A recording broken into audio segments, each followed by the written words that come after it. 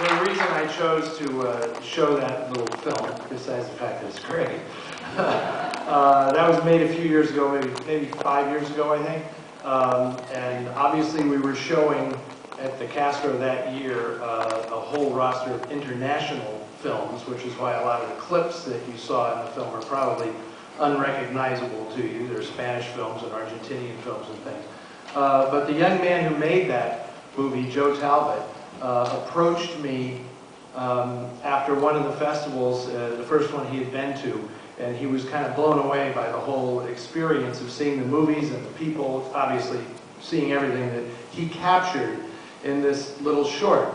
And it's almost superstition now, because I love to show this film because Joe Talbot just won the Best Director Award at the Sundance Film Festival for his first feature film, The Last Black Man in San Francisco, which has distribution already.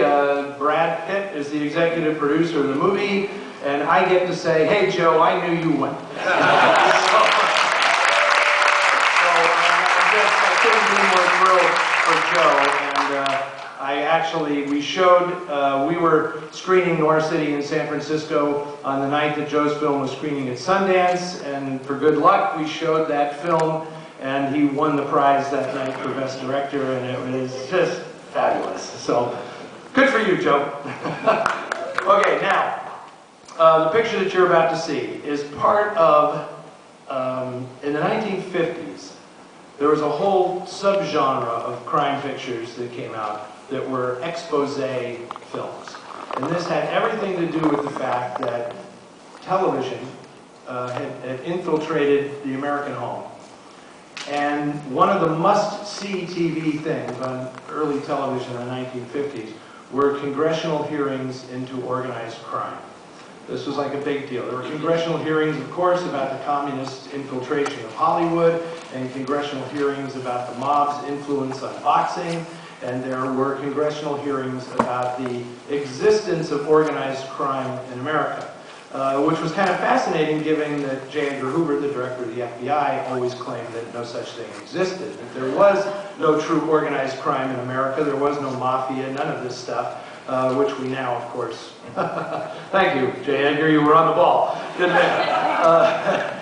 So this became a common thing for people to watch on their televisions in the early 1950s. And of course, seeing people deposed and talking on TV, there was some novelty to it, but there was not a tremendous amount of drama to any of it. I think the thing it permanently etched in public consciousness was this move, which is where the witnesses would cover the microphone and lean over to consult with their attorney. It's a very dramatic move that still exists today in congressional hearings.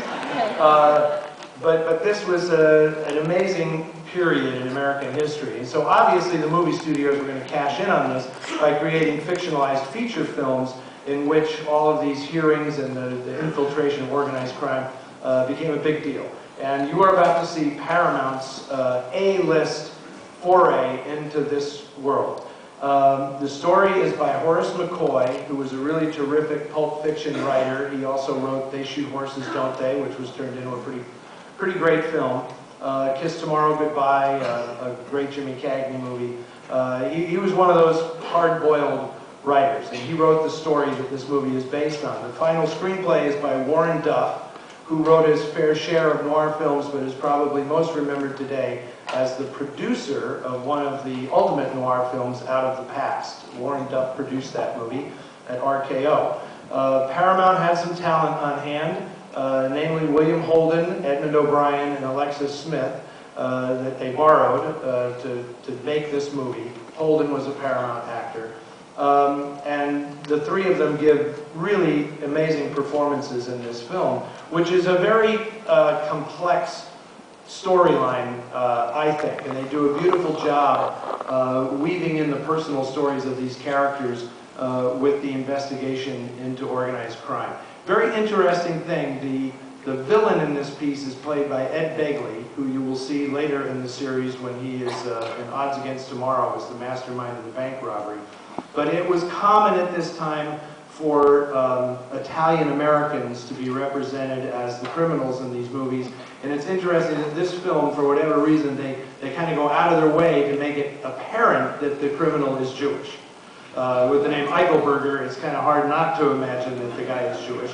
And it's just puts a fascinating spin on this whole thing. But the character that Holden plays in this movie is really sensational. A very, very cynical newspaper man who has a relationship with his best friend's girl. And I'm a huge William Holden fan, and several people had asked me earlier, they had seen me introduce an episode of Noir Alley where I introduced Murder My Sweet, and at the end of that I said, you know, there's an actor that I think would have been perfect to play Philip Marlowe that never actually got to play the part, and go on social media and I'll post who he is. And then a lot of people didn't have social media, and so they said, who was that? And the answer is William Holden. And I think some of you will, I hope, agree with me, especially after seeing this movie, that Holden had all of the requisite qualities that Philip Marlowe possessed. You know, he is not as tough a guy as he thinks he is. He has an incredible intellect. He's bait for the women. They can't resist William Holden, but he is also deeply, deeply cynical in this movie and has some wonderful dialogue to prove it. So thank you very much for coming out to watch this. I'm excited that we're finally showing this movie. I've been doing this for 20 years and have never been able to show The Turning Point because there was not a viable 35mm print of the movie. As I was explaining to some people earlier, you're seeing a digital cinema package of this film because Paramount will no longer print on film. That's not going to happen. But thankfully, they are willing to go into the archives and pull out the original negatives of a lot of their titles and do digital scans of them and create DCPs for us. And I'm very grateful to Andrea Callis, who's in charge of the archives at Paramount, for doing that. Later in the week, Paramount actually did loan us an original 35mm print of Michael Curtiz's The Scarlet Hour, which is a really, really rare film, and that will be on 35mm for you purists out there. But tonight you're seeing a gorgeous new digital version of The Turning Point, directed by William Dieterle, who is somewhat underrated. He was huge in the 30s. He made pictures like The Hunchback of Notre Dame and all these things. But his star had kind of faded by the 50s. But he has at least one last hurrah in him with this picture. So I hope you enjoy The Turning Point.